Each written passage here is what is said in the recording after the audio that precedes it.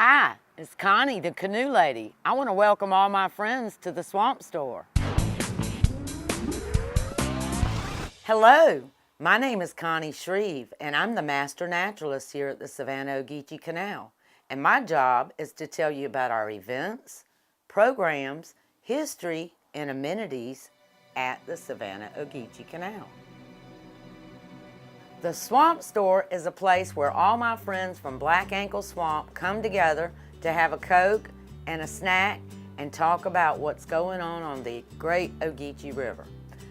And our special guest today is Jack Douglas. Around here we call him Trapper Jack. He is a local animal trapper, and today we're going to be talking about alligators. Well, Jack, we want to welcome you to the Swamp Store today. We want to give you a Coke. Oh, Coke's always good. Yep. And talk about a little bit about what you do. Well, I've been a state trapper since, 28 years, 1989. The game wardens were getting so many calls back then with all the development, they could not handle all the alligator calls. So they licensed 10 trappers in the state, and I have the coastal counties, Chatham, Bryan, Effingham, and Liberty. And I've been doing that ever since. And we average about 300 gators a year, and over half of those will be relocated. The only ones we kill are the large ones that are dangerous. That's amazing. That's great. I didn't realize you relocated so many. Oh yeah, put them right back in the river, away from residents, away from pets. But nobody wants any animal extinct, so we put them in a place where they're not a threat to humans or pets. Wonderful. And what can you tell people about gators that do become a threat to people? Well, usually that happens from people feeding them.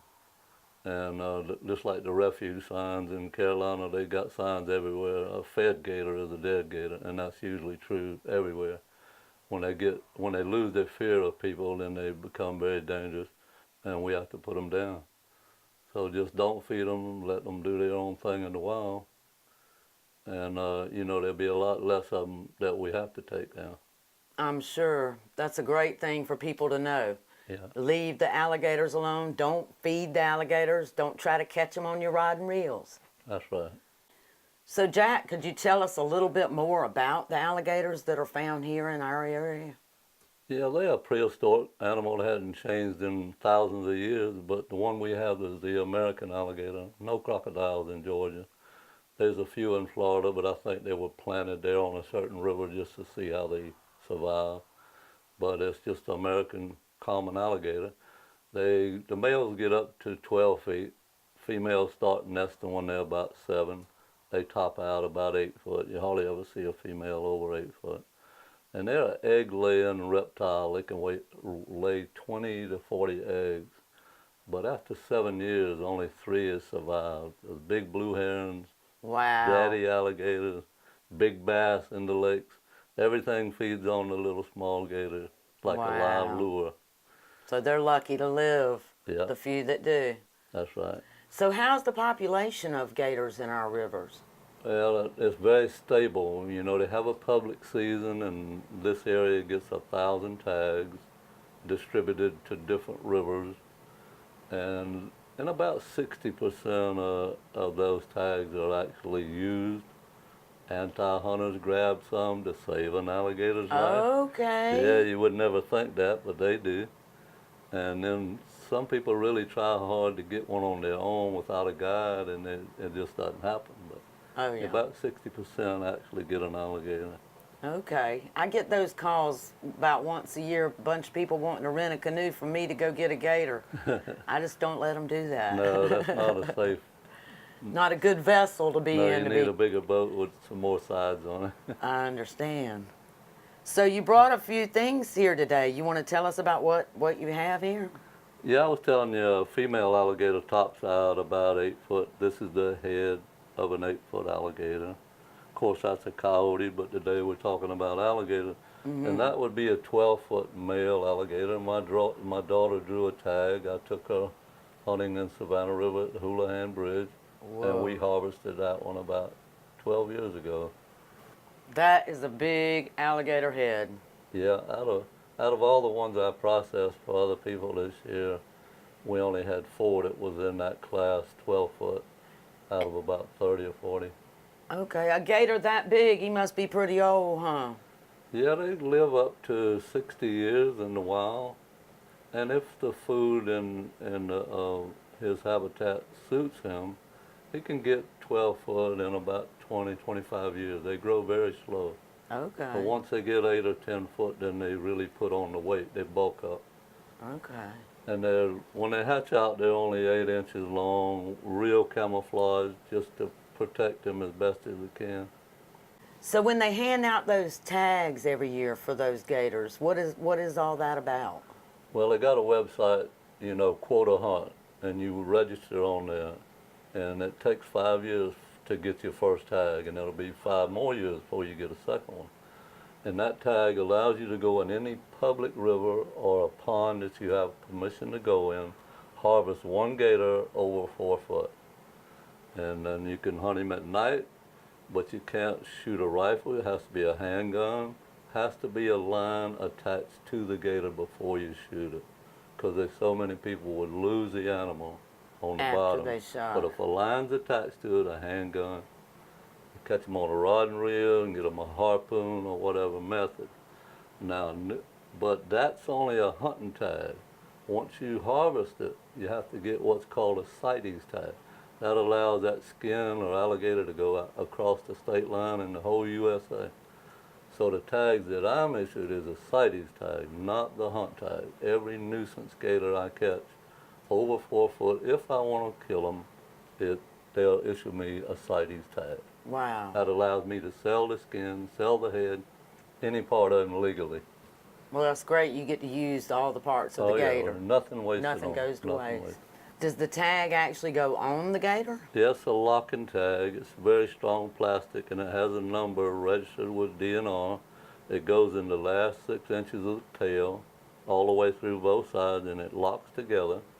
If some reason it gets broken, you have to get issued another one, because that CITES tag has to stay in that skin until something's made out of that skin, like a belt or a wallet. Or once it gets to that stage, there's no tag required. Wow. As long as it's a whole skin, has to have that tag in the tail. So you brought us a live alligator today. Yeah, he's more than live. He's feisty. Okay. Well, And the kids always are just waiting to that second when I pull the live gator out. So we'll grab him out, and he's going to be real squirmy at start, and then he'll settle down where I can hold him. so you go around, Jack, and tell people about what you do pretty often. You go around to different events and Yeah, I let people know. go to the flea market, Keller's Flea Market, every year for 2 days. Yeah, we appreciated you coming here and letting people learn about anything it. I can do to educate a kid, because the alligator's a dangerous reptile. And the more you know about him, the more safe it's going to be for everybody. That's right. That's great. Well, let's get that little alligator out. All right, I think he's ready. Okay. Oh, yeah, he's a little feisty, ain't he? I'm glad you taped his mouth. So, Jack, can you tell us about this little gator here? Where'd you get him?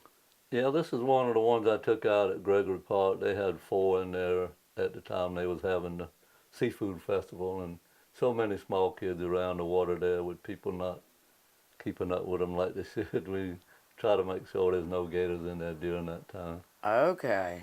So that's a Richmond Hill alligator there. Yep. You get quite a few calls in that area every year, and we just put them back in the river. They're usually small. Okay. Well, he's beautiful. Yeah, like I said, that yellow on him, he'll lose all that as he gets bigger and when he don't really need to be camouflaged. But now he needs every advantage he can get to keep something from preying on him because of his size. So what do gators this size eat? Well, he's looking for anything along the water's edge. He doesn't leave the water very far looking for food. Mm-hmm. If he saw a frog, a foot or 2 away, or a small turtle that he could handle, a large turtle, it takes an 8-foot gator to be able to crack that shell. But a little tiny turtle like that, he'd swallow it whole. He wouldn't even have to crack it. So he's looking for turtles, lizards, injured fish that are bedding. He can just run into a bed and grab him one, or fish that's being fed. He really likes that. Okay. Yeah, I've seen people out there trying to catch them themselves with some rod and reels. Oh, yeah. And that's something that they should not do. Leave these alligators alone. Large gators like that 12-foot that we looked at earlier, they got such a jaw pressure, about 10 times what a pit bull has in his jaw with that bite. And when they grab something, they don't turn loose. They go into that death roll, and that's how they usually kill their prey. What would his diet have been? Well, of course, they like dogs, and in the wild, that's not what they're looking for. They're looking for small gators like this. They will kill and eat. And he's also a fish and turtle eater. Now that big one, he could eat a full-grown soft-shell turtle. That's one of the things they really like. And like I said, caught fish that people put in lakes to keep the grass out, they prey on those a lot. And if he was in the brackish water, they eat a lot of blue crab. Oh, yeah. So just about anything is a good meal for an alligator that he can handle. And once he gets 12 foot, he can handle a deer, a small hog, or whatever. Well, Jack, we're glad you came today to the swamp store and brought your little alligator. Yeah, he caught me in a good time. I appreciate it. All right. And we hope you'll come back and tell us more about other animals. Yeah, we can do that, I'm sure. Okay, great. Our focus this fall is tent camping. Why? Because fall is the best camping weather in Black Ankle. If you would like to book a campsite, please call 912-748-8068. Ask for me, Connie Shreve, and I will guide you into the best campsite we have available and help you get the most out of your camping experience here at the Savannah-Ogeechee Canal. Here at Black Ankle, we have our own weatherman, Beauregard Treefrog. Hey, Beau. Hey, Connie. Hey, Facebook friends. How's it going? You want to let us know about our weather this week? Oh, yeah. I am happy to report that this is really starting to cool into the best weather Savannah has to offer. You may have noticed the warm and muggy weather in this past week, but it's definitely time to get outdoors. This week, we will see a shift to cooler temperatures in the daytime, down into the 50s. This is the right time for campfires, and I'm ready to cook some s'mores right now, Connie.